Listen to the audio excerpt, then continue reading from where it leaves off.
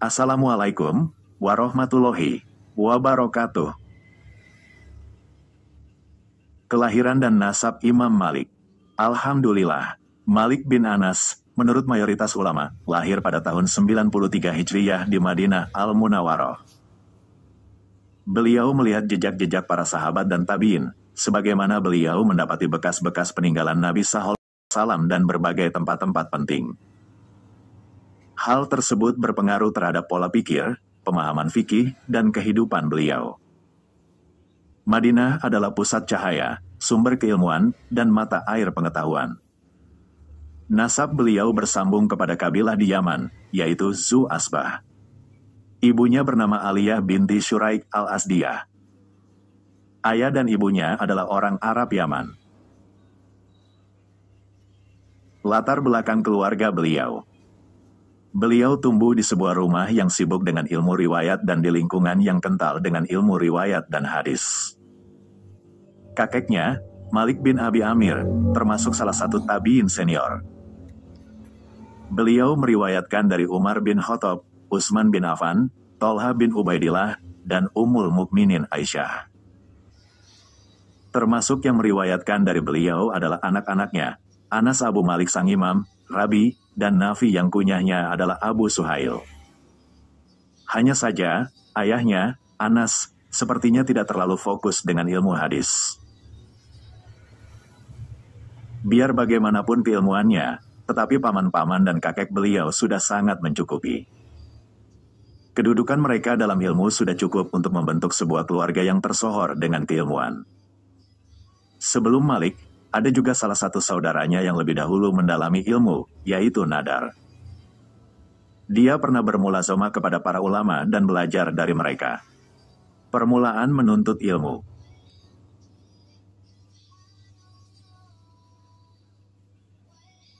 Imam Malik sendiri telah menghafal Al-Quran sejak usia belia, sebagaimana hal itu memang menjadi kebiasaan sebagian besar keluarga umat Islam. Setelah itu, fokus beliau beralih kepada hafalan hadis. Beliau mendapatkan dukungan dari lingkungan beliau dan penyemangat serta motivasi dari orang-orang Madinah. Ketika menyatakan niat beliau kepada ibunya bahwa beliau ingin pergi untuk mencatat ilmu, maka ibunya memakaikan untuknya serban dan pakaian yang terbaik, lalu berkata, "Sekarang, pergilah dan katalah." Dia juga berkata, "Pergilah kepada Rabi'ah dan belajarlah adab darinya sebelum ilmunya." Al-Madarik, halaman 115. Pada awalnya, beliau belajar kepada Ibnu Hurmus dan darinya lah beliau mendapatkan ilmu tentang perbedaan di tengah manusia dan bantahan terhadap para pengekor hawa nafsu. Bimbingan dan akhlaknya sangat berpengaruh terhadap karakter beliau, hingga beliau mengatakan, "Aku mendengar Ibnu Hurmus berkata bahwa seorang ulama hendaknya mewariskan kepada para muridnya perkataan, 'Saya tidak tahu,' hingga perkataan tersebut menjadi landasan yang menjadi rujukan mereka." Jadi, ketika ada salah seorang dari mereka yang ditanya tentang sesuatu yang tidak diketahuinya, maka ia bisa menjawab, "Saya tidak tahu." Ibnu Wah berkata bahwa kebanyakan pertanyaan yang diajukan kepada Malik dijawab dengan, "Saya tidak tahu." Beliau bermulazamah kepada Nafi, Maula, budak yang telah dibebaskan, Ibnu Umar. Kesungguhan beliau menuntut ilmu. Beliau mengisahkan, "Aku mendatangi Nafi di siang bolong tanpa ada pohon tempat aku berteduh dari teriknya matahari, sementara aku menanti-nanti beliau keluar. Ketika beliau keluar, aku membiarkannya beberapa saat seolah-olah aku tidak melihat beliau. Barulah kemudian aku mengucapkan salam lalu aku membiarkan beliau lagi. Saat beliau sudah masuk, barulah aku bertanya kepada beliau, bagaimana pendapat Ibnu Umar tentang ini dan itu. Lalu beliau menjawab pertanyaanku, kemudian aku menahan dirinya, karena beliau orangnya agak keras." Ad-Dibaj al-Mazhab, halaman 117.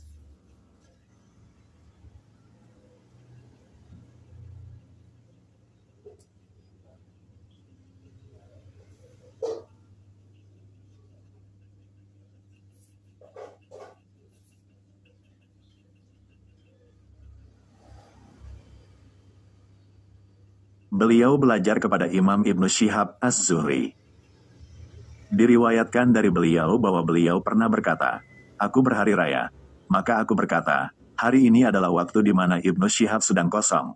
Maka aku segera beranjak dari tempat sholat Id lalu menanti di pintu rumah beliau.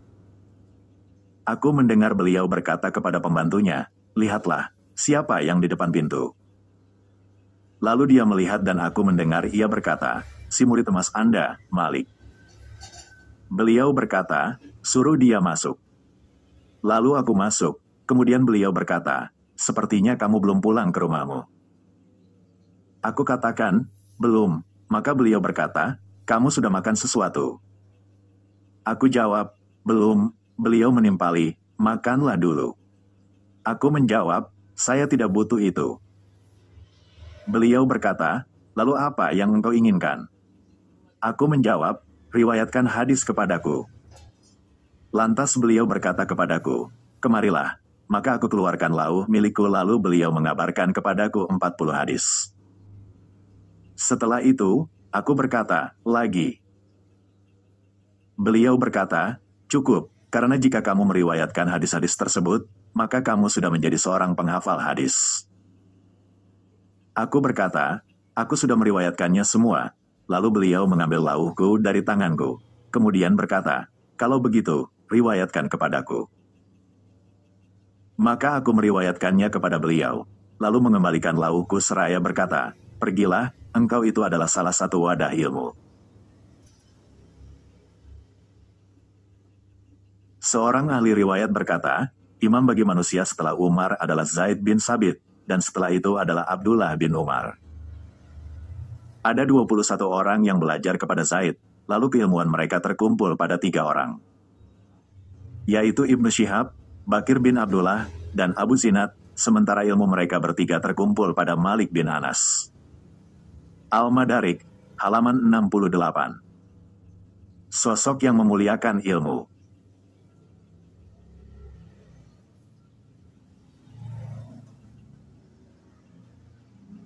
Imam Malik adalah sosok yang sangat mengagungkan hadis Rasulullah Shallallahu Alaihi Wasallam, hingga ketika beliau ditanya, "Apakah Anda pernah mendengar dari Malik bin Dinar?" Beliau menjawab, "Aku melihat beliau menyampaikan hadis, sedangkan orang-orang menulisnya sambil berdiri. Adapun aku tidak suka menulis hadis Rasulullah Shallallahu Alaihi Wasallam sambil berdiri." Sebagaimana beliau menghabiskan kesungguhan beliau untuk menghafal hadis dan belajar kepada para ulama, maka beliau juga telah menghabiskan harta beliau untuk semua itu. Sampai-sampai Ibnul Qasim berkata, menuntut ilmu telah membuat Malik membongkar atap rumahnya lalu menjual kayu-kayunya. Setelah itu, dunia malah mendatanginya. Al-Madarik, hal 115. Menjadi mufti Madinah. Setelah Imam Malik selesai mempelajari hadis dan fatwa, maka beliau mulai membuat majelis ilmu sendiri di Masjid Nabawi untuk mengajarkan ilmunya. Menurut sebagian riwayat, disebutkan bahwa umur beliau ketika itu adalah 17 tahun. Imam Malik, semoga Allah merahmatinya, mengisahkan hal tersebut dan menjelaskan keadaan dirinya ketika jiwanya terdorong untuk mengajar dan berfatwa. Tidak semua orang yang ingin mengajar dan berfatwa di Masjid Nabawi boleh melakukannya sampai ia dimusyawarahkan di tengah para tokoh dari kalangan orang-orang soleh dan mulia. Jika mereka menganggap ia sudah layak, maka ia diizinkan. Aku tidaklah melakukannya sampai ada kesaksian dari 70 syekh dari kalangan ahli ilmu bahwa aku memang sudah layak. Al-Madarik, halaman 127. Imam Malik, semoga Allah merahmatinya, berhias diri ketika hendak mendatangi majelis hadis, yang membuat beliau tampak berwibawa dan mulia, tidak seperti yang lainnya, sampai-sampai Al-Waqidi berkata, majelis beliau adalah majelis yang penuh wibawa dan ilmu. Beliau adalah pribadi yang berwibawa dan baik. Dalam majelis beliau tidak ada sedikit pun perdebatan, sorak-sorai, atau suara yang tinggi. Jika beliau ditanya, beliau menjawab sang penanya tanpa mempertanyakan dari mana dia. Beberapa prinsip hidup beliau. Demi menjaga keikhlasan beliau dalam menuntut ilmu, Beliau berpegang teguh dengan beberapa prinsip dan menjauhi beberapa perkara. Beliau berpegang kepada sunnah dan perkara-perkara lugas, jelas dan gamblang. Itulah sebabnya beliau pernah berkata, sebaik-baik perkara adalah perkara yang jelas dan gamblang. Maka jika engkau berada di antara dua perkara yang meragukan, maka ambillah mana yang paling meyakinkan.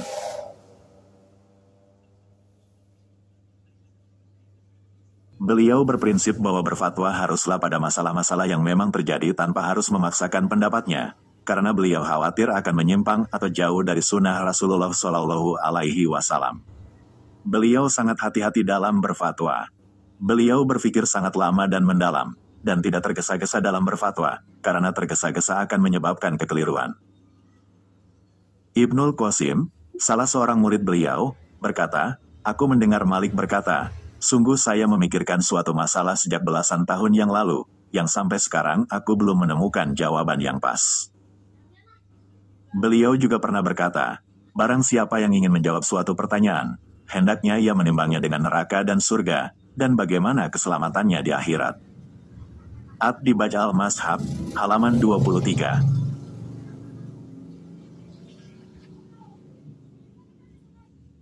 Suatu ketika, ada seseorang yang bertanya kepada beliau dengan mengatakan, ini adalah pertanyaan yang ringan. Lantas beliau marah dan berkata, pertanyaan yang ringan dan gampang. Dalam masalah ilmu tidak ada yang ringan. Tidakkah engkau mendengar firman Allah Subhanahu wa Ta'ala, yang artinya, sesungguhnya kami akan menurunkan perkataan yang berat kepadamu, Muhammad. Plus surat Al-Muzammil, ayat 5, jadi, ilmu itu semuanya berat, khususnya yang dimintai pertanggungjawabannya pada hari kiamat kelak. Al-Madarik, halaman 162. Menghadapi fitnah dari penguasa. Meskipun sang imam menjauh dari konflik dan tidak ikut mengobarkannya, serta hanya menyibukkan diri dengan ilmu, namun beliau tetap tertimpa fitnah di masa pemerintahan Daulah Abbasiyah, tepatnya pada masa Abu Ja'far al-Mansur pada tahun 146 H. Beliau didera dengan cambuk karena fitnah ini dan ditarik tangannya sampai patah pundaknya. Sebab yang terkenal dari fitnah itu bahwa beliau menyampaikan sebuah hadis yang berbunyi, tidak ada talak dari orang yang dipaksa. Para provokator fitnah ini menjadikan hadis itu sebagai hujah tidak sahnya bayat kepada Abu Ja'far al-Mansur. Peristiwa ini mencuat dan tersebar ketika Muhammad bin Abdullah bin Al-Hasan An-Nafsus Zakiyah berada di Madinah. Al-Mansur telah melarang beliau meriwayatkan hadis tersebut, tetapi beliau dipancing untuk meriwayatkannya ketika ada penanya yang bertanya kepada beliau, sehingga beliau menyampaikannya di hadapan khalayak ramai. Lalu Gubernur Madinah, Ja'far bin Sulaiman menderanya. Menurut sebagian riwayat, disebutkan bahwa setelah itu Abu Ja'far al-Mansur meminta maaf kepada Imam Malik dan bahwa apa yang terjadi itu di luar pengetahuannya. Pujian para ulama terhadap beliau. Abu Yusuf, murid Abu Hanifah, berkata, saya tidak mengetahui orang yang lebih berilmu daripada 3 orang, Syekh Malik, Ibnu Abi Layla, dan Abu Hanifah. Abdurrahman bin Mahdi berkata, para imam ahli hadis yang menjadi panutan ada 4, Sufyan Ats-Tsauri di Kufah, Malik di Hijaz, Al-Auza'i di Syam, dan Hamad bin Zaid di Basrah.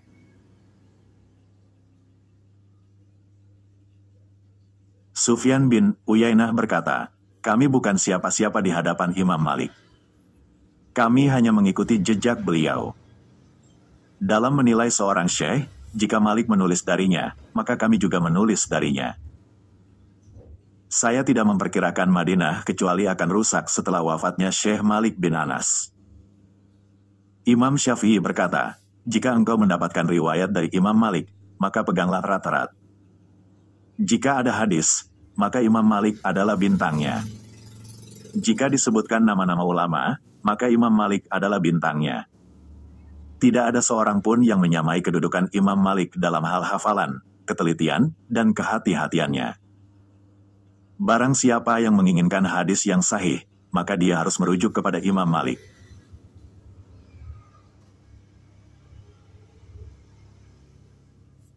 Ahmad bin Hambal berkata, Imam Malik adalah penghulunya para penghulu ahli ilmu. Dia adalah imam dalam hadis dan fikih. Siapa yang semisal dengan Imam Malik? Dia mengikuti jejak-jejak para pendahulunya dalam ilmu dan akhlak. Al-Qadi Iyad berkata, dia hidup selama kurang lebih 90 tahun, dahulu beliau di sana, Madinah, menjadi seorang imam yang meriwayatkan hadis, berfatwa, diikuti pendapatnya selama sekitar 70 tahun. Kemuliaan beliau semakin waktu semakin bertambah dan semakin hari semakin unggul dalam keutamaan dan ketokohannya, sampai dia meninggal dunia. Dia menjadi tokoh sentral sejak bertahun-tahun yang lalu dan menguasai kepemimpinan urusan dunia dan agama tanpa diperselisihkan. Al-Madarik, halaman 111.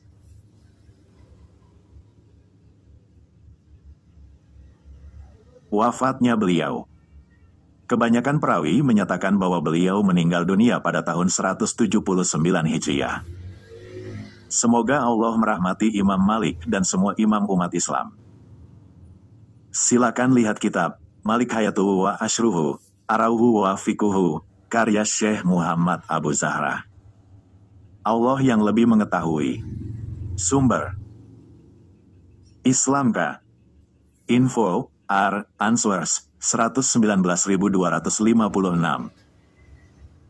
Wallahu alam bisawab. Wassalamualaikum warahmatullahi wabarakatuh.